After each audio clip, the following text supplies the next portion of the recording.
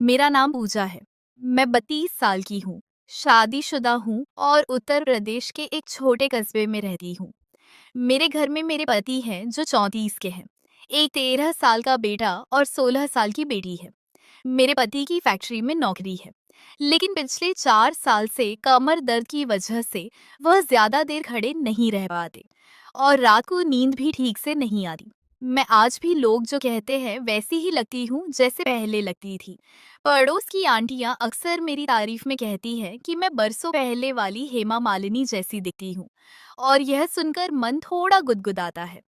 बात उस दिन आई तो रोहन सबके बीच हंसता बोलता नजर आया, जैसे कुछ हुआ ही ना हो। मगर मेरे अंदर कुछ जाग सा गया था।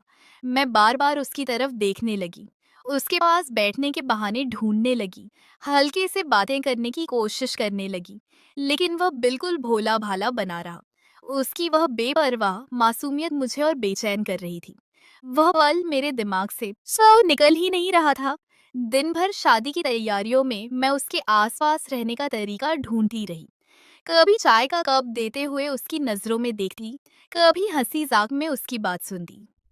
शादी की रात में जब सब नाच गाना कर रहे थे, तो भी मेरी नजरें बार बार उसी पर टिक जाती। शादी बड़ी धूमधाम से हो गई। 3 दिन बाद बड़े बुजुर्ग दुल्हन को विदा करने उसके ससुराल गए। घर में अब सिर्फ कुछ रिश्तेदार की औरतें, मेरे बच्चे और रोहन बचे थे। शोर शराबा थम गया था। शाम 7 बजे खाना हो गया। मेरी बेटी और बाकी औरतें एक कमरे में सोने की तैयारी में लगी थीं। मुझे भी वहीं सोना था। मेरा बेटा दूसरे कमरे में चारपाई पर लेटकर फोन देख रहा था। वह वहीं सो जाता है। रोहन खाना खाकर थोड़ा टहलने निकल गया था। मैं बेटे के पास लेट गई और उसके साथ फोन पर कुछ देखने लगी। रात 9 बजे रोहन लौटा। मुझे देखकर मुस्कुराया और बोला, ये भाभी क्या देख रही हो?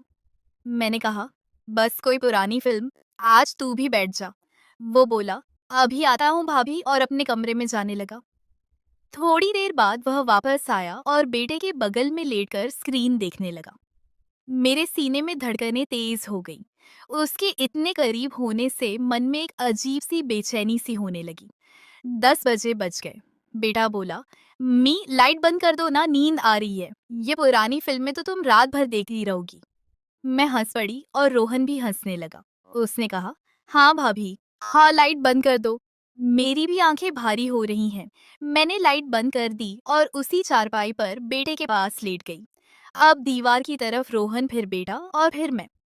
थोड़ी देर में बेटा सो गया। फिर रोहन की सांसें भी गहरी हो गई। मैंने उसे जगाया नहीं, फोन की आवाज बिल्कुल धीमी कर दी। कुछ देर बाद चुपके से उठी और बगल के कमरे में झांक कर देखा। सब सोए हुए थे। मैं लौट आई, नाइट लैम्प जला दिया, फोन बंद किया और बेटे के पास लेट गई। आधे घंटे तक इंतजार किया। गहरी नींद में थे। रोहन भी बेखबर सो रहा था। मेरे मन में एक अजीब सी खिंचाव सी हो रही थी। मैं उसे देखती ही रही और दिल की धड़कनें काबू में नहीं आ रही थी। उस रात मेरे अंदर क्या हो रहा था, शायद मैं खुद भी नहीं समझ पा रही थी।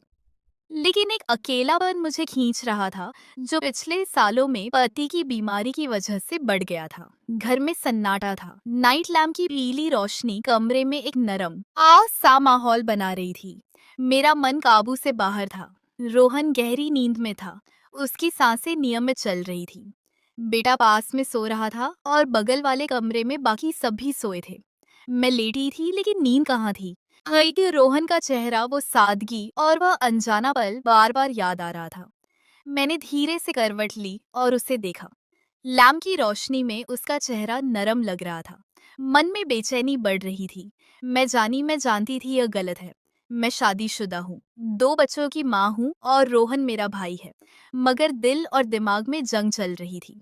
वो अकेलापन मुझे आगे बढ़ने को कह रहा था और विवेक रोक रहा था। मैंने धीरे से उठने की कोशिश की।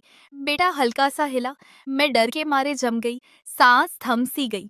कुछ पल बाद जब वह फिर सो गया, मैंने हिम्मत की और उठी। कदम कांप रहे थे। मैंने खुद को संभाला और रोहन के पास पहुंची। वो सो रहा था। मैंने चारों तरफ देखा, सब शांत था। मैं उसके पास बैठ गई। हाथ कांप रहे थे। मैंने धीरे से उसकी कलाई छुई। वो हल्का सा हिला, लेकिन नहीं जागा। मन में तूफान था। मैंने खुद से कहा, पूजा यह क्या कर रही है? लेकिन मन नहीं माना। मैंने उसका हाथ थामा। उसकी गर्माहट मेरे हाथ में फैल गई। वो हल्का सा जागा। भाभी, उसने नींद भरी आवाज में कहा। कुछ मत बोलना, मैंने फुसफुसाकर कहा। मेरी आवाज में एक अजीब सा कंपन था। रोहन ने आंखें खोली। क्या हुआ भाभी, सब ठीक तो है? उसकी मासूमियत मेरे दिल को और पिघला रही थी। मैं चुप रही। फिर बोली, हाँ बस नींद नहीं आ रही। वो मुस्कुराया और बोला, तो बाहर टहल लो या पानी पी लो। मैंने कहा, नहीं बस यहीं, और उसका हाथ कस लिया। मुझे नहीं पता था मैं क्या चाह रही हूँ। बस उसके करीब रहकर अपनी अकेलेपन की बात शेयर करना चाह रही थी। वह थोड़ा घबराया सा लगा लेकिन चुप रहा। मैंने धीरे से उसकी तरफ देखा। उसकी आंखों में सवाल था। मेरी धड़कनें तेज थी। रोहन, मैंने धीरे कहा, तू बहुत अच्छा लड़का है। वो हंसा और बोला, भाभी आप भी तो बहुत अच्छी हैं, लेकिन इतनी रात को यह सब क्यों? मैं चुप रही। मेरे पास जवाब नहीं था। मैंने बस हाथ और कस लिया और उसके और करीब सरक गई। उसने फिर देखा। इस बार आंखों में डर और हैरानी थी। भाभी यह ठीक नहीं है, उसने धीरे कहा और हाथ छुड़ाने की कोशिश की। वह शब्द मेरे लिए बिजली की तरह थे। मैं रुक गई। चेहरे पर शर्म और डर छा गया। मुझे माफ कर दे रोहन, मैंने हड़बड़ाकर कहा। मुझे नहीं पता मैं क्या कर रही थी। रोहन चुपचाप उठा और अपने कमरे में चला गया। मैं वहीं बैठी रही। आंसू बह रहे थे। मैं खुद को कोस रही थी। पूजा, तूने क्या कर दिया? सब कुछ खतरे में डाल दिया। उस रात नींद नहीं आई। सुबह तक मैं उसी उलझन में रही। रोहन ने अगले दिन सामान्य बात की जैसे कुछ हुआ ही ना हो। लेकिन मेरे मन पर बोझ था। मैं जानती थी गलती हुई है और यह बोझ जिंदगी भर रहेगा। दोस्तों, कैसी लगी आज की कहानी? कमेंट में अपनी राय जरूर बताना। क्या होगा तो आगे यह जानने के लिए अगली कहानी का इंतजार करना पड़ेगा। नमस्कार, और हमारे चैनल को सब्सक्राइब करना ना भूलें।